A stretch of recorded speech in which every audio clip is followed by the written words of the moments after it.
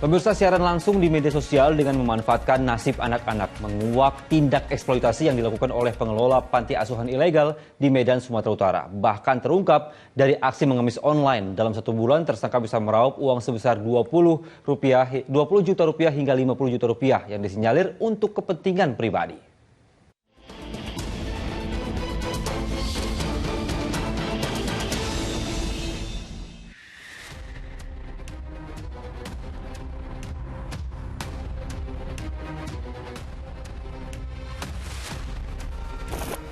Konten video di media sosial ini mengungkap dugaan eksploitasi anak oleh pengasuh sebuah panti asuhan di kota Medan, Sumatera Utara.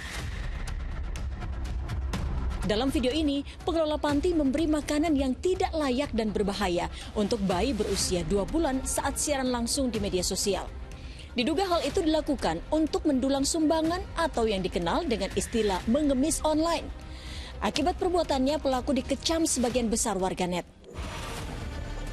Begitu viral, Dinas Sosial Kota Medan bersama polisi akhirnya menggeledah panti asuhan yang berada di Jalan Pelita 4, Kota Medan, Sumatera Utara itu.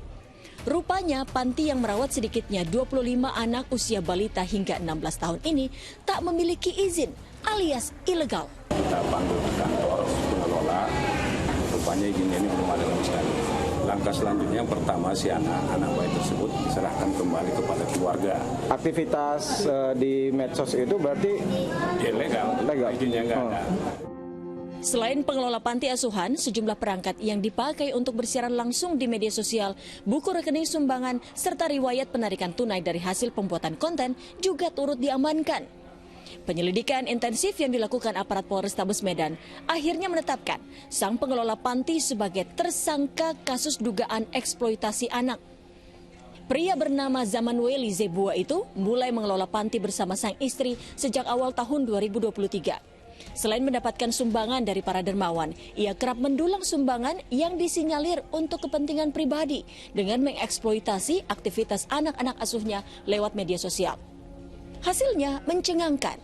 Dalam sebulan ia bisa meraup 20 juta hingga 50 juta rupiah dari warganet yang memberikan uang secara sukarela saat siaran berlangsung atau yang dikenal sebagai gift. Pada 4 bulan terakhir ini, tersangka ini sudah melakukan kegiatan yang juga eksploitasi itu lewat media sosial sehingga dia mendapatkan keuntungan yang kita duga juga untuk pribadi cukup besar. Keuntungannya 1 bulan bisa mencapai 20 sampai dengan 50 juta. Sementara itu, setelah mendapat penanganan psikolog, 5 dari puluhan anak asuh tersangka yang dititip oleh orang tua biologisnya sudah dikembalikan ke pihak keluarga masing-masing. Sedangkan belasan anak masih dirawat di sentra bahagia sambil menelusuri keberadaan keluarga mereka. Dari pemeriksaan mendalam, diketahui 5 bocah sudah menjadi korban eksploitasi oleh tersangka. Mengantisipasi agar hal serupa tak terjadi lagi, pemerintah Kota Medan akan meningkatkan pengawasan terhadap keberadaan panti-panti asuhan. Selain itu, edukasi terkait pemberian nutrisi anak berdasarkan usia kepada pengelola panti juga akan semakin digalakan. DP3PM ini akan coba masuk ke panti asuhan khususnya yang banyak menampung anak-anak yang masih berumur bayi, balita, bagaimana konsumsi nutrisi, konsumsi makan yang diperbolehkan dari umurnya masing-masing. Kini, tersangka terancam hukuman maksimal 20 tahun penjara. Ia dijerat pasal tentang perlindungan anak karena diduga sudah mengeksploitasi sejumlah anak yang diasuhnya demi meraih pundi-pundi uang. Tim Liputan melaporkan.